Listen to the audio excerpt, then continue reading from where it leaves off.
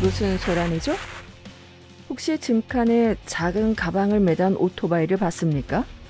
혹시 이 가방입니까? 경찰이 물었다. 그런 것 같아 보이는데. 그가 말을 하려다 가방 모서리에 튀어나온 끔찍한 흔적을 보고 외쳤다. 세상에, 저건 도대체 뭡니까? 그게 바로 우리가 알고 싶은 겁니다. 경찰이 단호하게 대답했다. 가방을 찾기에 적절한 때는 아닌 것 같군요. 내가 눈치가 조금 모자랐어요.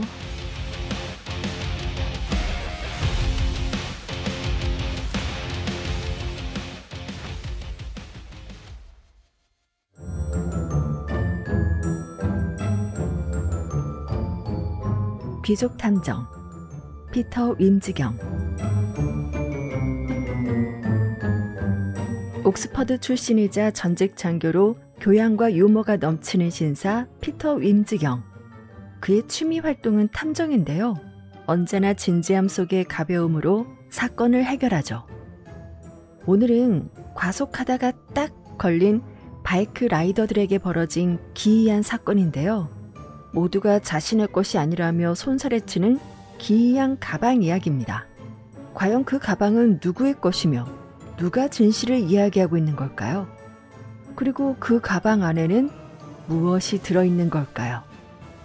황금 연휴, 가족과 함께하는 것도 좋지만 가끔 혼자 있고 싶을 때 있잖아요. 그럴 때 꺼내 들으며 여유로운 한가위 보내시길 바라며 귀족 탐정 피터 윈즈경의 가방 속 기이한 공포 들려줄게요.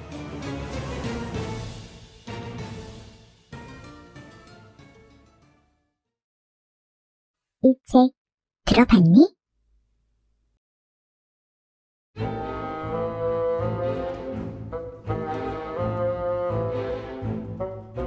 그레이트 노스 도로는 마치 회색 리본처럼 구불구불 길게 뻗어 있었고 그 위로 태양과 바람을 등에 업은 두 개의 검은 점이 빠르게 움직였다. 건초 마차를 몰던 시골 농부에게는 그저 빌어먹을 오토바이를 탄 놈들일 뿐이었다.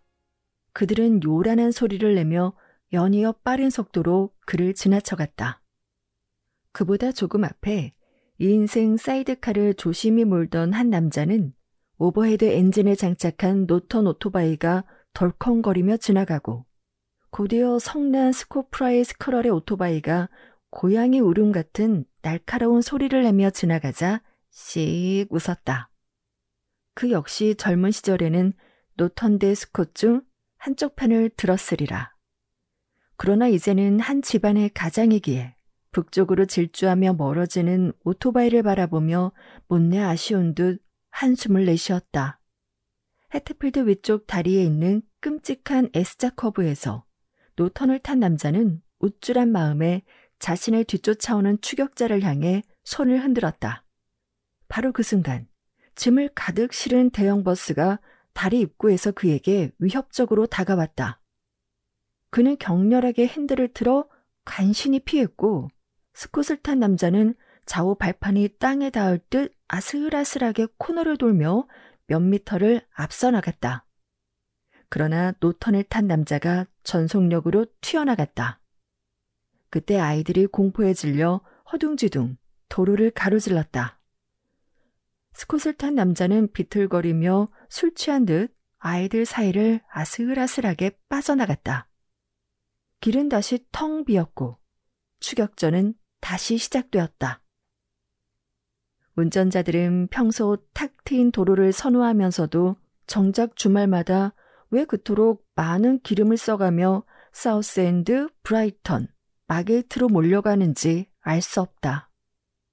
차들이 내뿜는 매연 속에 한 손은 경적에 한 발은 브레이크에 얹은 채 경찰 단속에 걸릴까, 그 커브에서 사고가 날까, 교차로에서 위험해질까 신경을 곤두세우고 눈에 불을 켜고 달린다. 그들은 긴장과 짜증에 시달려 만신창이가 되어 도착한 후에도 주차 공간을 두고 다투고 돌아올 때는 새로 도착하는 다른 차량의 눈부신 전조등 불빛에 짜증과 피로가 배가 된다. 그 와중에도 그레이트 노스 도로는 위험하지도 울타리도 샛길도 교통 혼잡도 없이 회색 리본처럼 뻗어 있다. 사실 그 길이 특별한 곳으로 이끄는 건 아니지만 술집이랑 거기서 거기니까. 아스팔트 도로는 끝없이 이어져 있다. 볼독 근처에서의 그 커브와 이정표가 난무하는 비글스웨이드의 복잡한 도로가 방해되었지만 추격자는 거리를 좁히지 못했다. 볼독에서 오른쪽으로 날카롭게 꺾이는 길, 비글스웨이드의 복잡한 길이 잠시 속도를 늦췄을 뿐 추격자는 결코 가까워지지 못했다. 그들은 템스퍼드를 전속력으로 질주하며 굉음과 경적을 울려댔고 배드패드에 이어 템스퍼드를 전속력으로 통과하며 경적과 배기관이 요란하게 울리고 배드퍼드에서 합류하는 왕립 자동차 클립 초소를 태풍처럼 포효하며 지나쳤다. 노턴을 탄 남자는 뒤를 힐끗 보았고 스콧을 탄 남자는 경적을 요란하게 울렸다. 이튼스톤의 경찰은 자동차를 싫어하는 사람이 아니었다. 사실 그는 방금 자전거에서 내려 교차로에서 교통정리를 하고 있던 자동차 협회 직원과 대화를 나누고 있었다. 그러나 그는 공정하고 신실한 사람이어서 자기 관할 구역의 두 미츠광이가 시속 110km로 날뛰는 광경을 도저히 모른 척 할 수 없었다. 게다가 그 순간 지역 치안 판사가 작은 마차를 타고 지나가고 있었으니 더더욱 그랬다. 경찰은 위험있게 두 팔을 벌리며 도로 한가운데로 나섰다. 노턴을 탄 남자는 마차와 증기기관차가 길을 막고 있는 것을 보고 체념하며 그는 급히 스트로틀 레버를 뒤로 젖히고 브레이크를 힘껏 밟아 끽 소리를 내며 멈췄다. 스콧을 탄 남자는 상황을 눈치챘는지 살금살금 다가와 고양이 같은 울음소리를 냈다. 이봐요. 경찰이 꼬짓듯 말했다. 시속 110km가 넘는 속도로 마을로 들어오다니 제정신입니까? 여기는 브룩렌즈 경기장이 아닙니다. 이런 미친 광경은 처음 보는군요. 이름하고 번호를 적어놔야겠어요. 아저씨, 증인이 되어주세요. 분명 시속 130은 넘었을 겁니다. 자동차 협회 직원은 두 대의 오토바이 핸들 손잡이를 빠르게 훑어보고 자기 협회 회원이 아닌 것을 확인한 뒤 공정한 듯한 목소리로 말했다. 법정에서 묻는다면 대략 시속 100km쯤이었다고 하겠습니다. 그러자 스콧을 탄 남자가 노턴을 탄 남자를 향해 분개하며 외쳤다. 왜 내가 경적을 울렸을 때 멈추지 않는 거야? 네 더러운 가방 때문에 30km나 널 쫓아왔잖아. 네 짐은 네가 알아서 챙겨야지. 그는 자기 오토바이 짐칸에 끈으로 묶여있는 작고 묵직한 가방을 가리켰다. 저거? 노턴을 탄 남자가 비웃듯 말했다. 무슨 소리야? 내 거 아니야. 본 적도 없어. 이 뻔뻔스러운 부정에 스콧을 탄 남자는 말문이 막혀버릴 지경이었다. 그는 숨을 몰아쉬며 말했다. 이런 미친, 이 멍청한 자식아. 내가 똑똑히 봤거든? 에트필드 지나기 직전에 네 오토바이에서 떨어지는 걸. 그래서 내가 미친 듯이 소리치고 경적까지 울렸잖아. 그런데 넌 오토바이 엔진 소리 때문에 듣지 못한 거라고. 난 고생해서 그걸 주워 널 쫓아왔는데 넌 미친놈처럼 달려서 나까지 경찰에게 잡히게 만든 거야. 도로에서 멍청이를 도와주려다 이런 꼴이 됐네. 고맙다는 말 대신 말이야. 지금 그게 중요한 게 아닙니다. 경찰이 말했다. 면허증 좀 보여주시죠. 여기 있습니다. 스콧을 탄 남자가 화를 내며 지갑을 펄럭였다. 앞으로 다시는 남미를 신경 쓰지 말아야겠네요. 월터스 심킨스. 조만간 소환장에 갈 겁니다. 다음 주 월요일쯤이요. 또 40실링은 날아가겠군. 심킨스가 스로틀 레버를 만지작거리며 투덜댔다. 뭐 어쩔 수 없지. 40실링이요? 경찰이 코웃음을 쳤다. 농담하십니까? 공공의 안전을 위협한 난폭 운전이었는데 운이 좋으면 벌금 5파운드가 나올 겁니다. 당신은 끝난 거예요. 다른 남자가 성질을 내며 퀵스타터를 세게 밟았다. 엔진이 굉음을 내며 시동이 걸렸지만 월터스는 재빨리 자기 오토바이를 몰아 그 앞을 가로막았다. 안 되지. 그가 사납게 말했다. 이 빌어먹을 가방을 가져가야지. 네가 떨어뜨리는 걸 확실히 봤으니까. 말 좀 곱게 하세요. 경찰이 나무라려는 순간 자동차 옆에 직원이 그 가방을 뚫어지게 바라보더니 이상한 표정을 지으며 은밀히 신호를 보내는 걸 알아차렸다. 어이, 이봐요. 경찰이 말했다. 그 빌어먹을 가방이 뭐가 문제라는 겁니까? 실례가 안 된다면 그 가방 좀 봅시다. 나랑 상관없어요. 윌터스가 가방을 내주며 말했다. 그냥 떨어지는 걸 봤을 뿐이지. 그의 목소리는 사라졌고 시선은 가방 모서리에 고정되었다. 거기서 무언가 축축하고 어두운 액체가 스며나오고 있었던 것이다. 주웠을 때 이미 이런 흔적이 있었습니까? 경찰이 조심스럽게 손끝으로 찔러보며 물었다. 잘 모르겠는데요. 아니, 못 봤는데요. 윌터스가 더듬거리며 말했다. 아무것도 못 봤어요. 아마 땅에 떨어질 때 터졌을 겁니다. 경찰은 가방의 솔기 부분을 말없이 살펴보다가 길가에 멈춰 구경하던 2명의 젊은 여성을 손짓하며 돌려보냈다.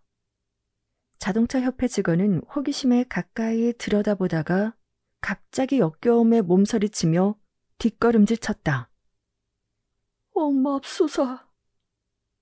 그가 숨을 몰아쉬며 말했다. 곱슬머리.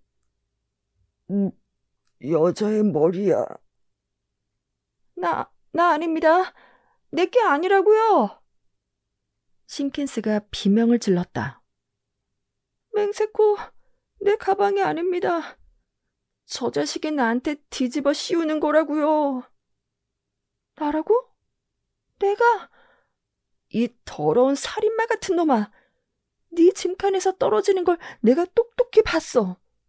네가 나를 보자마자 왜 도망치듯 달아났는지 알만하군. 경찰, 이자를 체포해요. 감옥에 쳐넣어요. 이봐요, 경관. 뒤에서 목소리가 들려왔다. 무슨 소란이죠? 혹시 짐칸에 작은 가방을 매단 오토바이를 봤습니까? 길게 뻗은 보닛의 오픈카 한 대가 소리 없이 다가와 그들 옆에 멈춰서자 흥분한 일행은 일제히 운전자를 돌아보았다. 혹시 이 가방입니까? 경찰이 물었다. 운전자가 고글을 벗어올리자 긴 콧날과 냉소적인 회색 눈이 드러났다. 그런 것 같아 보이는데. 그가 말을 하려다 가방 모서리에 튀어나온 끔찍한 흔적을 보고 외쳤다. 세상에, 저건 도대체 뭡니까? 그게 바로 우리가 알고 싶은 겁니다. 경찰이 단호하게 대답했다. 운전자가 말했다. 가방을 찾기에 적절한 때는 아닌 것 같군요. 내가 눈치가 조금 모자랐어요. 지금 와서 내 가방이 아니라고 말하는 건 설득력이 없겠지만 사실입니다. 설령 내 것이라 해도 굳이 쫓아갈 생각은 없었으니까요. 경찰은 머리를 극적였다. 두 신사분은.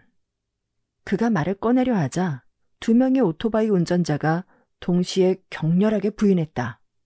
그 사이 군중이 모여들었고 자동차 협회 직원은 부지런히 사람들을 쫓아내려 애썼다. 다 같이 경찰서로 가주셔야겠습니다. 곤혹스럽다는 듯 경찰이 말했다. 여기서 도로를 막고 있을 수는 없으니까요. 꼼수 부리지 마시고 당신들은 오토바이를 끌고 가고 저는 이분 차를 타고 가겠습니다. 내가 속도를 올려서 당신을 납치해버린다면 어떡할 겁니까? 운전자가 웃으며 말했다. 해봐요. 이 차를 운전할 수 있어요? 그는 자동차 옆에 직원에게 말했다. 물론이죠. 직원은 긴 배기관과 날렵한 차체를 매혹적으로 훑으며 대답했다. 좋아요. 올라타요. 그리고 경찰관. 당신은 다른 용의자들과 함께 걸어가면서 잘 지켜봐요. 내가 이런 세세한 건 잘 챙기지. 그런데 이 차는 브레이크가 꽤 민감하니 너무 세게 밟지 말아요. 그러지 않으면 깜짝 놀라게 될 테니까. 평온하기만 하던 이튼서컨에 전례 없는 긴장감이 흐르는 가운데 가방의 자물쇠가 강제로 열렸고 끔찍한 내용물이 탁자 위에 놓였다. 그러나 치즈천에 쌓여 있을 뿐 사건의 미스터리를 제공할 만한 단서는 전혀 없었다. 자, 여러분이 이 사건에 대해 아는 게 뭡니까? 경찰서장이 말했다. 아무것도 모릅니다. 심킨스가 헬쑥한 얼굴로 말했다. 다만 이 사람이 나한테 떠넘기려 했을 뿐이죠.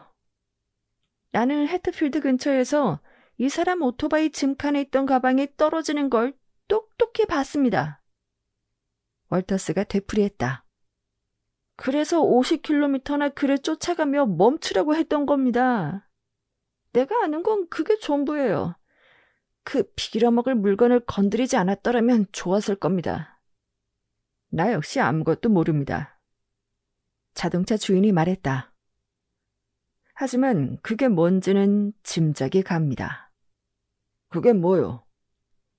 서장이 날카롭게 물었다. 아마 핀즈버리 공원 살인 사건의 피해자 머리가 아닐까 싶군요.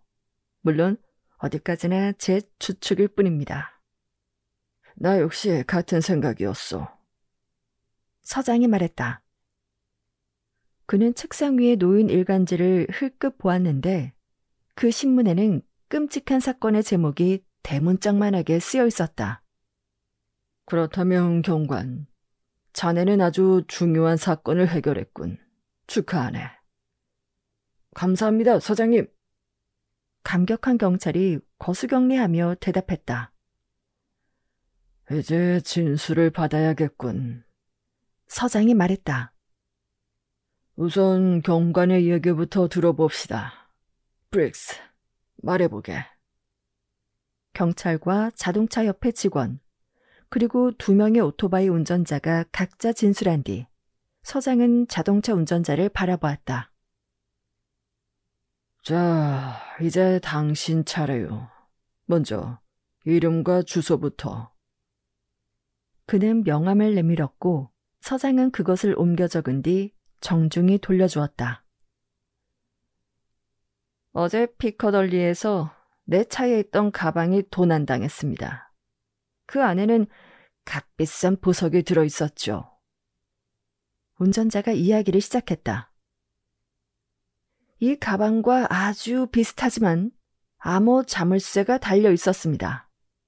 런던 경찰청에 조사 의뢰를 했고 어제 오후 패딩턴 본선역 물품보관소에 내 것과 똑같은 가방이 맡겨졌다는 통보를 오늘 받았습니다. 서둘러 그리로 갔더니 역직원 말로는 경찰의 통보가 오기 직전에 오토바이 복장을 한 남자가 그 가방을 찾아갔다고 하더군요.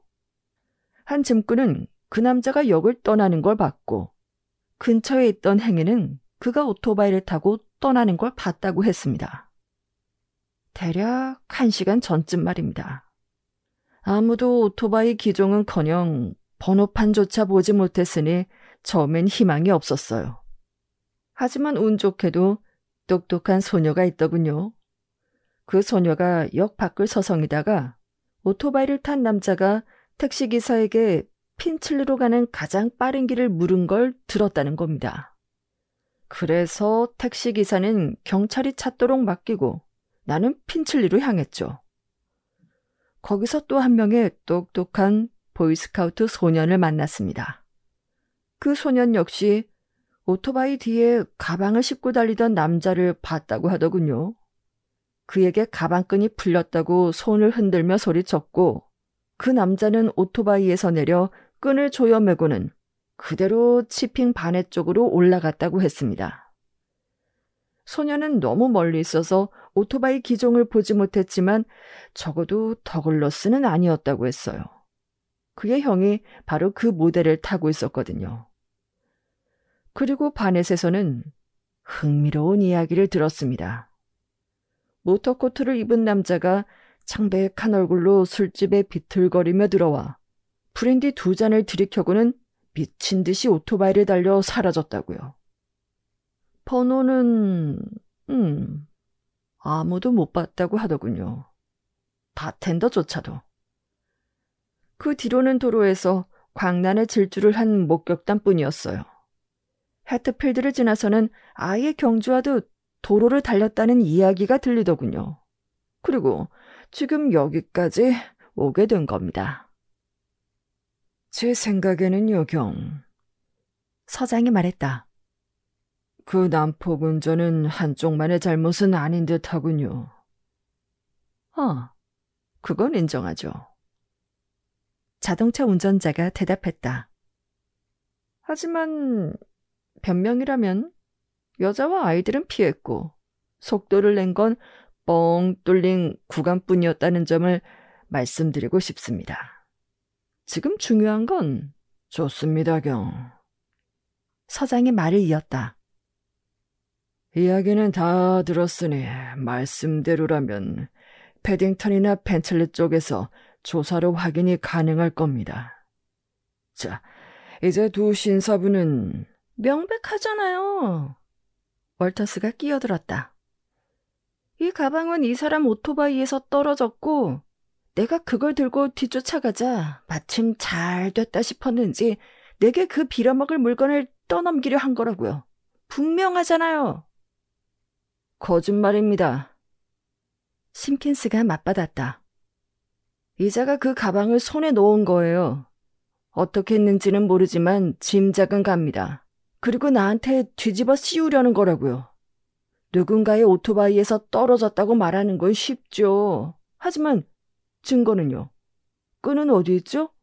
그 말이 사실이라면 내 오토바이에 끊어진 끈이 남아있어야죠. 가방은 이 사람 오토바이에 단단히 묶여 있었습니다. 그래요, 끈으로 말이죠. 월터스가 쏘아붙였다. 내가 누군가를 살해하고 그 머리를 들고 도망쳤다고 칩시다. 그런데 그걸 고작 2펜스짜리 노끈으로 묶는다? 내가 그 정도로 바보일 것 같습니까? 끈이 헐거워 도중에 떨어진 겁니다. 그게 전부예요. 자, 이렇게 하죠, 서장. 경이라 불린 남자가 말했다. 3명의 위험한 범죄자를 감시할 경찰과 함께 우리 모두 해트필드로 가는 겁니다. 내 차에 2사람을 태울 수 있고 경찰도 차가 있으니 만약 가방이 오토바이에서 떨어졌다면 월터스 씨 말고도 누군가 본 사람이 있을 수 있지 않겠습니까? 없습니다. 심킨스가 잘라 말했다. 아무도 없었다고요? 월터스가 말했다. 그걸 어떻게 확신하죠? 아무것도 모른다더니.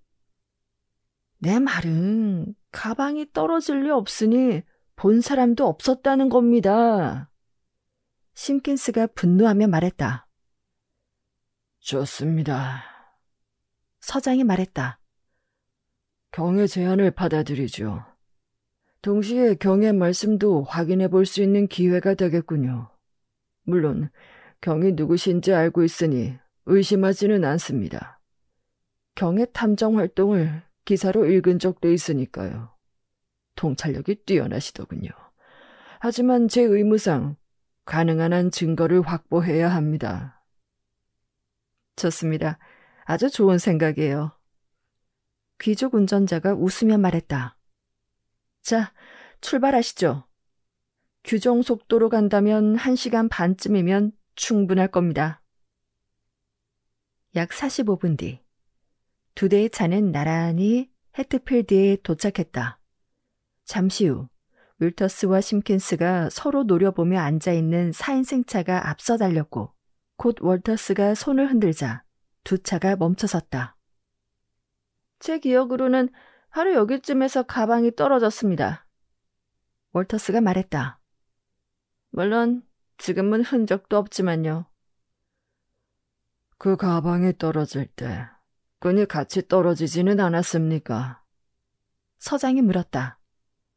어쨌든 뭔가 매달려 있었을 테니까요. 끈 같은 건 없었어요. 심킨스가 분을 참지 못하고 말했다. 그런 유도 질문 하지 말라고요. 잠깐만요. 월터스가 천천히 말했다. 아니요, 끈은 없었습니다. 하지만 400m쯤 더 올라간 도로 위에서 뭔가 본 기억이 납니다. 거짓말. 심킨스가 절규했다. 지금 꾸며내는 겁니다. 우리가 1, 2분 전에 사이드카 탄 남자를 지나쳤던 지점일 겁니다. 귀족이 말했다. 그때 멈춰서 내가 그 남자에게 도와줄 일이 없는지 물어봤잖아요. 도로 위에서도 예의라는 게 있으니까요. 그 사람은 아는 게 없을 겁니다. 서장이 대답했다. 아마 그때 막 멈췄을 테니까요. 난 그렇게 확신하지 않아요. 귀족이 말했다. 그가 뭘 하고 있었는지 못 봤어요? 도대체 뭘 보고 있었던 겁니까? 이런. 그가 오고 있군요. 귀족은 도로로 뛰어나가 손을 흔들었다. 오토바이 운전자는 4명의 경찰을 보자 멈췄다. 실례합니다. 귀족이 말했다. 그냥 괜찮은지 물어보려고요. 아까 지나가다가 멈추고 싶었는데 스로틀이 열려서 다치질 않더군요. 조금 문제가 있었던 모양입니다. 예, 문제 없습니다. 다만 휘발유 한 갤로만 나눠주실 수 있나 해서요. 연료통이 떨어졌거든요. 정말 성가신 일이죠. 꽤 애를 먹었는데 다행히 도로 위에 끊어진 가죽끈이 있어서 그걸로 고정했습니다. 볼트 빠진 부분이 좀 찢어졌지만 폭발하지 않은 게 다행이죠. 오토바이 운전사 곁엔 천사가 따로 있다더니 정말이더라고요.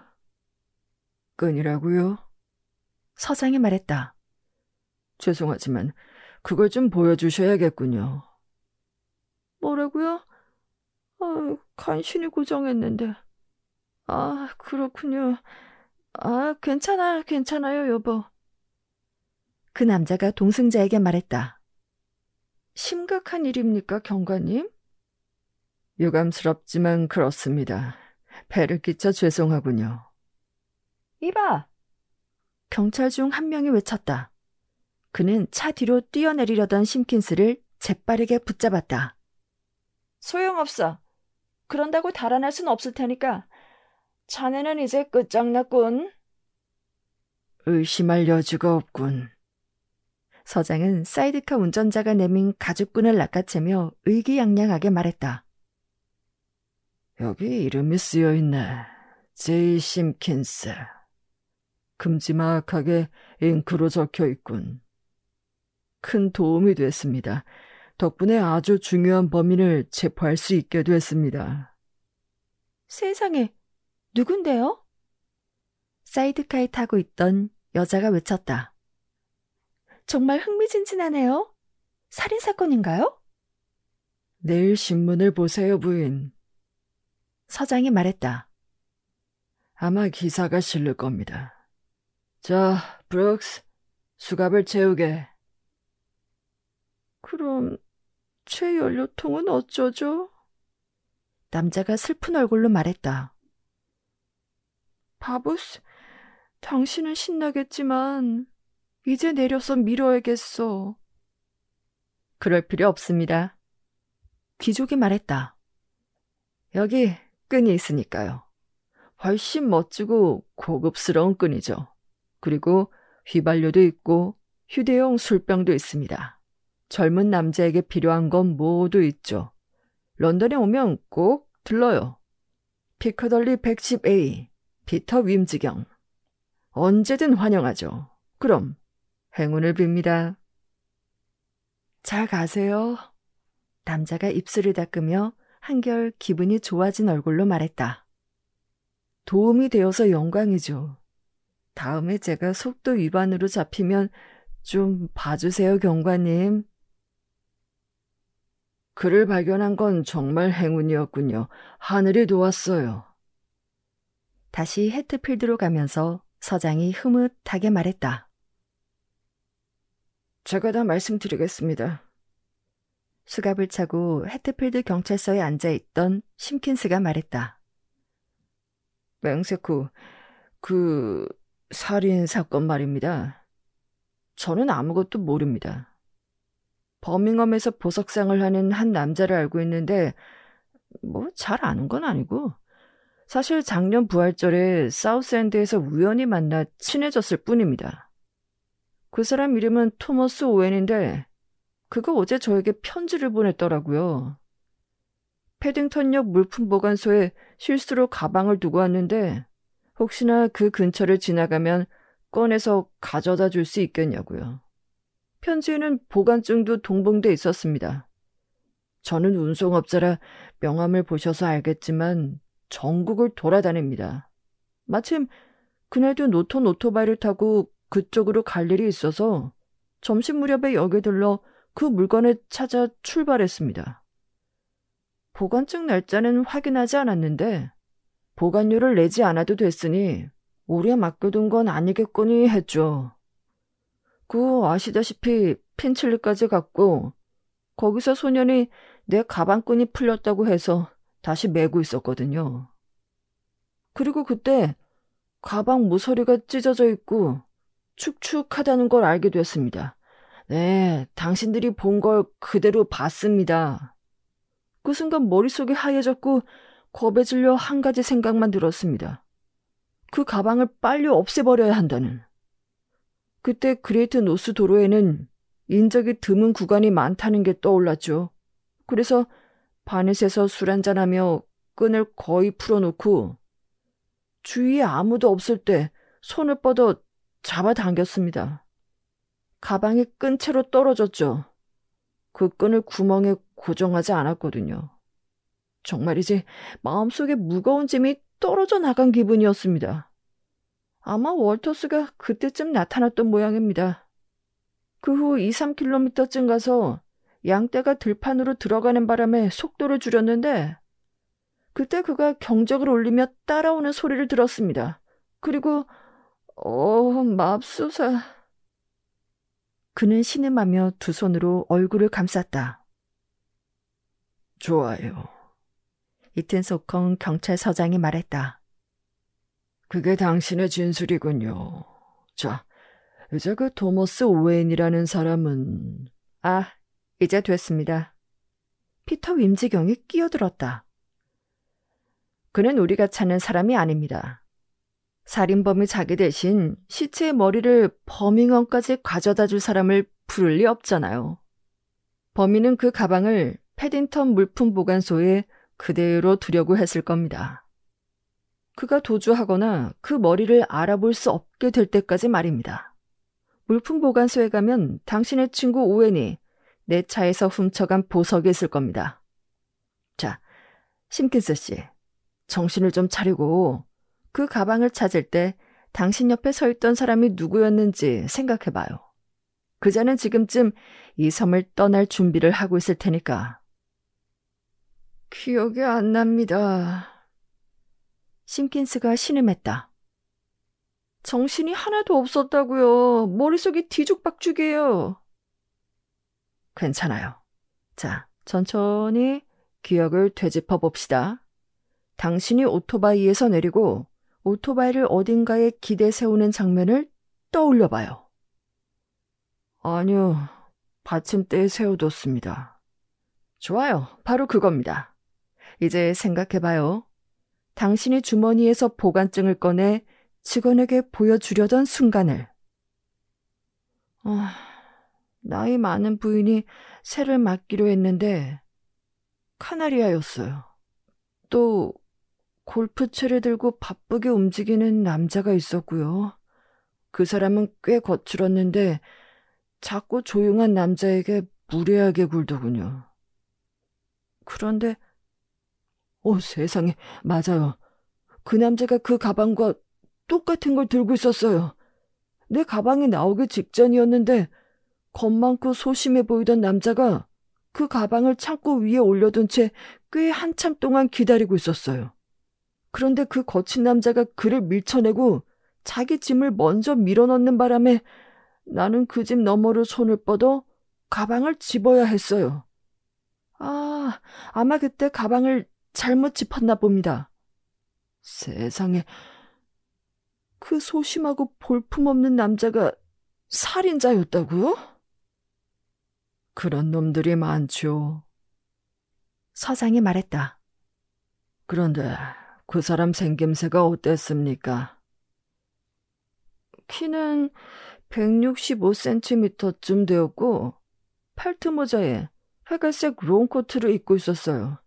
전반적으로 평범했지만 눈이 약간 튀어나오고 힘이 없어 보이는 남자였어요.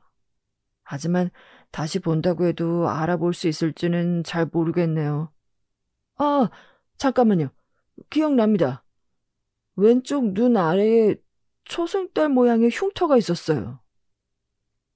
그걸로 됐군요. 피터 윈지경이 말했다. 그럴 줄 알았지. 서장님, 우리가 가방을 열었을 때 얼굴을 알아보셨습니까? 아니라고요? 저는 알아봤습니다. 달리아 달메이였어요. 여배우 말입니다. 지난주에 미국으로 떠났다고 알려진 그 사람이죠. 그리고 그 초승달 흉터가 있는 남자는 그녀의 남편 필립 스털이고요. 비극적인 이야기입니다. 그녀는 남편을 무시하고 불륜까지 저지르더니 결국 남편이 그녀에게 복수했군요. 이제 법의 심판을 받게 되겠네요. 서장님, 정보부터 보내시죠. 그리고 패딩턴역에 연락해서 제 가방을 찾아달라고 전해주세요. 그 토머스 오웬이라는 친구가 작은 착오가 있었다는 걸 눈치채기 전에요. 어쨌든 윌터스가 어깨를 으쓱하며 당황한 심킨스에게 손을 내밀며 말했다. 정말 멋진 경주였어. 벌금을 낼 만한 가치가 있었네. 다음에 꼭 한번 멋진 경주를 하자고. 다음날 이른 아침, 왜소하고 평범해 보이는 한 남자가 대서양 횡단 여객선 볼루크라호에 탑승했다. 승선용 다리를 막 건너던 그는 입구에서 두 남자와 부딪혔다. 그중 작은 가방을 든 젊은 남자가 사과하려고 몸을 돌리던 순간 그의 얼굴을 보고 놀라며 외쳤다. 이런, 스토리 씨 아닙니까? 어디로 가시는 길입니까? 오랜만이네요. 죄송하지만 필립 스토리가 말했다. 저는 당신을 모르는데요. 그만하시죠. 상대가 웃으며 말했다. 그 흉터는 어디서든 알아볼 수 있으니까요. 미국에 가시는 건가요? 네. 상대의 떠들썩한 태도에 사람들의 시선이 자기를 향하고 있음을 느낀 스토리가 얼버무렸다. 실례하지만 피터 윈지경이시죠? 네. 제 아내를 만나러 가는 길입니다. 부인은 잘 지내나요? 윈지경이 물었다. 그는 자연스럽게 바 안으로 그를 이끌며 탁자에 앉았다. 지난주에 떠났죠? 신문에서 봤습니다. 네, 맞아요. 방금 그곳으로 오라는 정보를 받았거든요. 우리는 여름 동안 호숫가에서 휴가를 보낼 예정이에요. 그곳은 아주 쾌적하거든요. 그래요? 정보를 보냈다고요? 그래서 우리가 같은 배를 타게 된 거군요. 세상 일이란 참 묘하죠? 안 그렇습니까? 나는 출항 명령을 받았습니다. 범죄자를 쫓는 게 제 취미라서요. 그렇습니까? 스토리가 입술을 핥으며 말했다. 그렇습니다. 이쪽은 런던 경찰청의 파커 경위, 제 절친이죠. 아주 불쾌한 사건을 조사 중인데 귀찮은 일입니다. 패딩턴역에 있어야 할 가방이 이튼 소컨에서 발견됐거든요. 그럴 리가 없잖아요. 그렇죠? 윈지가 말을 마치며 탁자 위에 가방을 3개 내려치자 철컥 자물쇠가 튀며 가방이 열렸다. 스토리는 비명을 지르며 벌떡 일어나 가방을 감추려는 듯 2팔로 덮었다. 이걸 어떻게... 그가 비명을 질렀다. 이튼 소컨이라니... 그건... 난 절대로... 그건 내 겁니다. 임지경이 조용히 말했다. 그 불쌍한 남자는 자리에 주저앉으며 자신이 무심코 죄를 자백해버렸다는 걸 깨달았다. 어머니의 보석 몇 점이 들어있죠. 당신은 그게 뭐라고 생각했습니까? 그때 파커 경위가 스토리의 어깨에 조심스럽게 손을 얹었다. 대답하지 않아도 됩니다. 그가 말했다. 필립 스토리 씨, 당신을 아내 살해 혐의로 체포합니다. 당신이 하는 말은 법정에서 증거로 사용될 수 있습니다.